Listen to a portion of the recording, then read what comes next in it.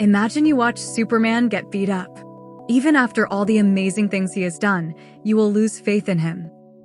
You're surrounded by lions, but you feel safe and confident because you have a Gatling gun and you're killing them. Until the gun jams or you run out of bullets. Now you're worried. When I saw President Donald Trump get shot, I got scared. Not for him, but for me. My life in that moment stopped having any meaning because if the most powerful person in the world is not safe, how can I be? Why look towards the future? Many people say that one thing that proves the Gospels is how a bunch of cowards got emboldened all of a sudden. However, they were not cowards, they were simply human. I made the excuse that they weren't soldiers. They never learned how to die. So, that's why they abandoned Jesus when he got caught by the Jewish religious leaders and weren't willing to die with their brother. Nevertheless, we mustn't forget that their previous bravery stemmed from being with God himself. If you see someone who turned water into wine, fed 5,000, walked on water, expelled demons, and healed people, and who gave you the power to expel demons and heal people, and who proclaimed to be the awaited Messiah and not be able to stop the violence he was enduring, are you going to jump in? He can't even defend himself. What are you going to do? But at the same time, after all those miracles, they should have had faith that this is where he chose to be. But how could they? How many Jews lost their faith during the Holocaust?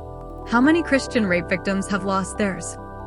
The supposed friend of a man had been raping his daughter since she was 4 years old till she was 14 or something.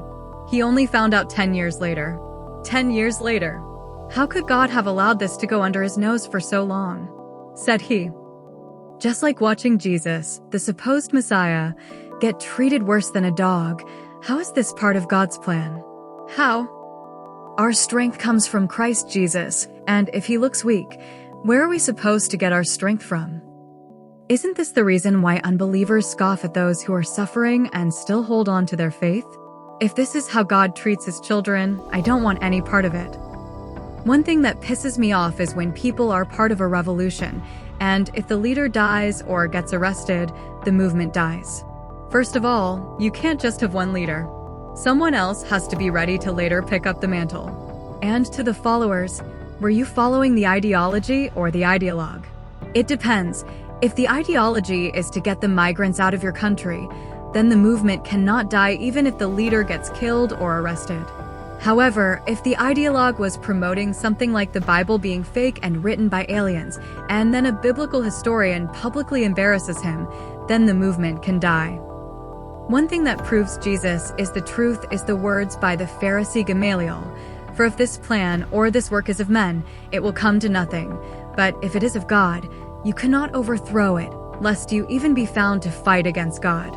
If this ideology and ideologue were man-made, it would have crumbled the moment Jesus died, just like Theudas and Judas of Galilee before him. However, the perduration of an ideology cannot be the sole reason why it's true. I guess it depends on how it initially got spread, where it comes from, and the opposition it had at the time. Initially, the gospel got spread solely through persuasion, miracles, and martyrdom.